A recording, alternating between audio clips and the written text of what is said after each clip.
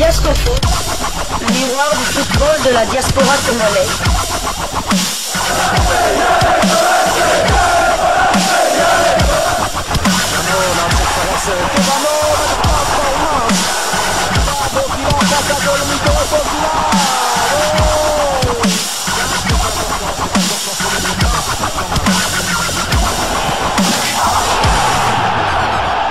Diasco Foot, le miroir du football de la diaspora congolaise. Vous êtes sur Diasco Foot, le miroir du football de la diaspora congolaise. Diasco Foot vous dit bonjour, tout le plaisir est pour nous de vous retrouver, mais surtout de savoir que vous êtes nombreux en train de suivre votre chaîne YouTube dédiée uniquement aux footballeurs de la diaspora congolaise. C'est l'heure de partager avec vous quelques news que nous avons pu récolter pour vous, des news concernant la tanière des léopards de la République démocratique du Congo, et cela dans le cadre de cette troisième livraison sportive de ce samedi 15 juin 2024.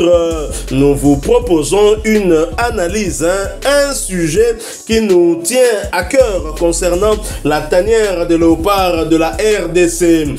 Le 4 juillet aura lieu à Johannesburg le tirage au sort de la CAN 2025 qui va se jouer au Maroc, et les Léopards connaîtront donc leur futur adversaire lors du match de la troisième journée des éliminatoires de la Coupe du Monde 2026. Axel Twanzebe était titulaire au poste d'arrière droit, et 3 jours plus tard à Kinshasa, c'était le tour de Gédéon Kaloulou de jouer à ce poste contre le Togo. Quel joueur a laissé, selon vous, la meilleure impression et qui devra être titularisé en septembre lors des premiers matchs de qualification pour la CAN 2025 qui va se jouer au Maroc?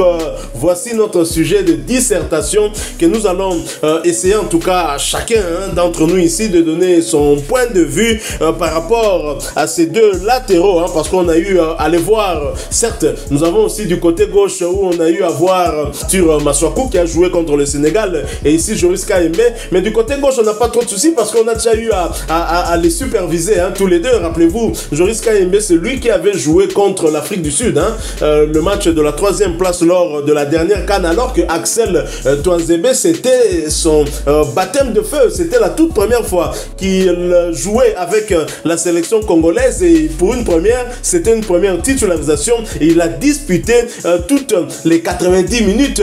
Et comment avez-vous trouvé la prestation de Mwana Bounia, celui qui va jouer la saison qui arrive en première ligue, puisqu'il a été prolongé, j'ai ouï dire, vous allez nous confirmer cela, avec son club d'Ipswich, on le verra. C'est vrai que c'est un défenseur central, mais qui a dépanné en fin de saison en Championship du côté d'Ipswich comme latéral droit, et ça nous a bien aidé face aux Sénégalais. C'est surtout que c'était du côté justement de Nicolas Jackson, le virevoltant, mais que Axel Twanzebe avait bien tenu. Alors, entre Axel Twanzebe et Gédéon Kaloulou, qui vous a le plus impressionné? Je commence par moi-même, la charité bien ordonnée commence par soi.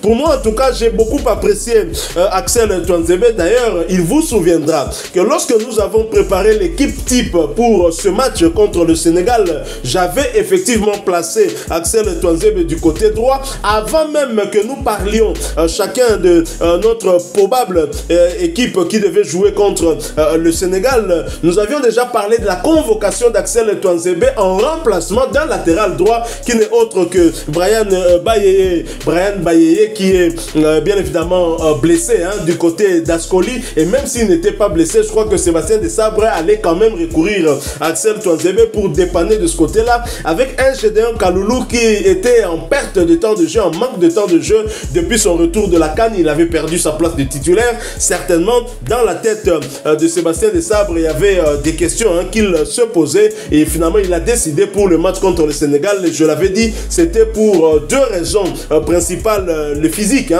de Axel Twanzebe, il est grand de taille et il est aussi rapide. Donc voilà les deux raisons qui avaient certainement, à mon sens, motivé le sélectionneur manager Sébastien Desabre à privilégier Axel Twanzebe par rapport à Gédéon Kaloulou pour le match contre les Sénégalais, qui sont très rapides très rapide, très robuste aussi. Hein. Ce sont des joueurs très très physiques.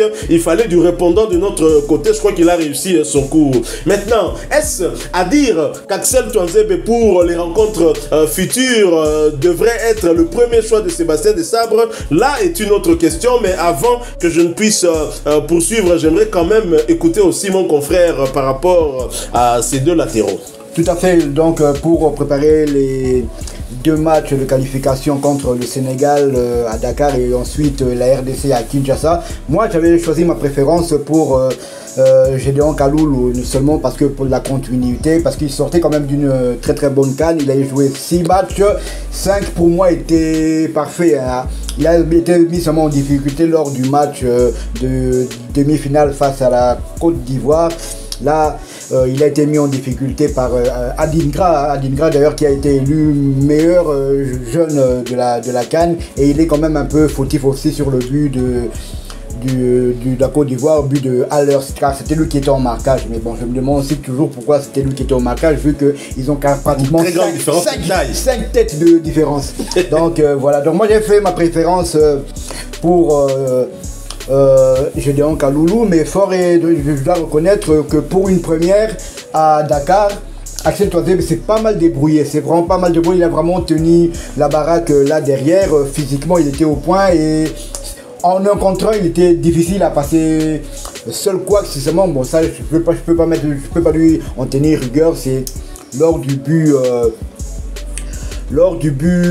d'ouverture du Sénégalais. Bon, c'est vrai que c'est une paire de balles de Sendé, et puis Koulibaly qui prend la balle, qui la donne en profondeur directement, et Axel Tuanzebe n'est pas en place puisque la RDC était en position d'attaque. Donc, et là, bon, après, pour moi, c'est plutôt Chancel là, qui s'est fait déborder par Nicolas Jackson. Donc, à part ça, une ou 2 fois, il a fait un très très bon match, donc il était physiquement au point. Mais par contre, j'ai pas aimé le match de Gédéon Kaloulou, que j'ai trouvé moins en forme par rapport au match qu'il avait livré lors de la dernière CAN. Je l'ai trouvé pas bon du tout. Donc pour moi, bon, maintenant si je dois choisir maintenant pour les échéances futures, je dirais que Tuanzebe a marqué plus de points que Gédéon Kaloulou. C'est vrai, Axel Tuanzebe, il est clair qu'il a marqué plus de points. Gédéon Kaloulou, c'est vrai, n'a pas fait un très bon match. Moi, je le reconnais aussi, hein, mais je pense qu'il a des circonstances atténuantes. Il sort d'une fin de saison où son club est relégué. Gédéon Kaloulou n'est plus titulaire. Hein. Il y a quand même un temps de flottement et il arrive, on le place dans un match où on est aussi sous pression parce que les Togolais, dès l'entame de ce match, cherchaient déjà à prendre l'avantage. Il n'était pas rassurant, contrairement à ce Gédéon que nous connaissons, et même le Gédéon de la CAN, à part celui du match contre la Côte d'Ivoire. Donc si on se base sur ces 2 matchs-là, il est clair que Gédéon Kaloulou a perdu des points et Axel Tuanzebe en a gagné. Mais Axel Tuanzebe nous laisse aussi sur notre soif.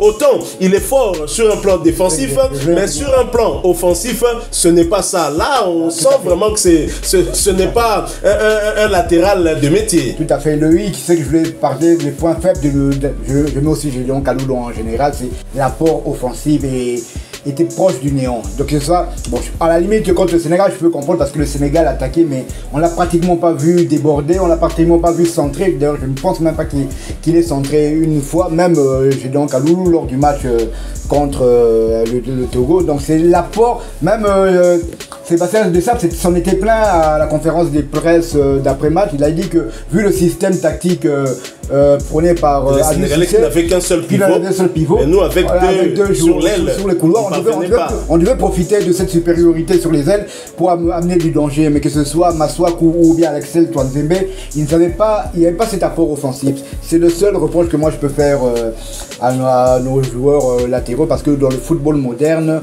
les latéraux doivent apporter plus que ceux que nos latéraux congolais ont montré, que ce soit à Dakar ou bien à Kinshasa.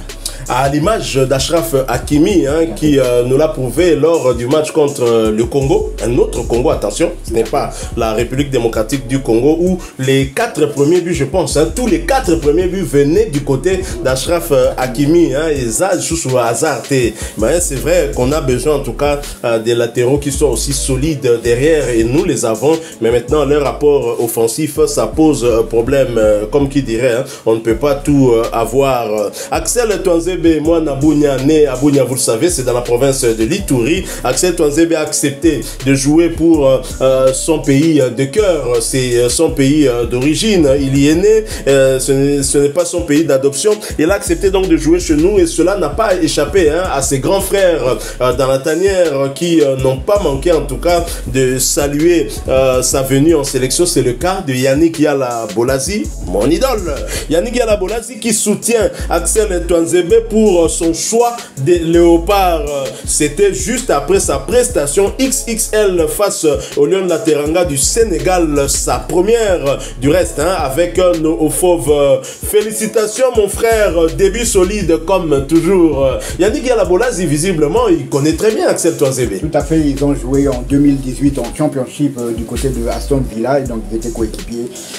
Tuanzebe et Yannick Bolazi se connaissent très très bien. Ah, je m'en doutais, parce qu'en disant solide comme toujours, donc c'est que c'est quelqu'un qui le connaît vraiment très bien. Alors, nous ne pouvons que souhaiter qu'Axel Tuanzebe reste dans cette dynamique, mais attention, on a posé une question ici, une question à laquelle nombreux de nos abonnés vont certainement répondre. Je vois le docteur Lamberto Paolo venir répondre, je vois Tamfoum Corneille venir répondre. Vous êtes en tout cas très très nombreux, chers abonnés, et bien évidemment cette question difficile quand même d'y répondre, qui pour jouer au mois de septembre, quand on sait que septembre c'est encore loin, et il y a le retour, la saison qui va débuter, la saison prochaine, bien évidemment on aura le temps de suivre ces joueurs en début de saison.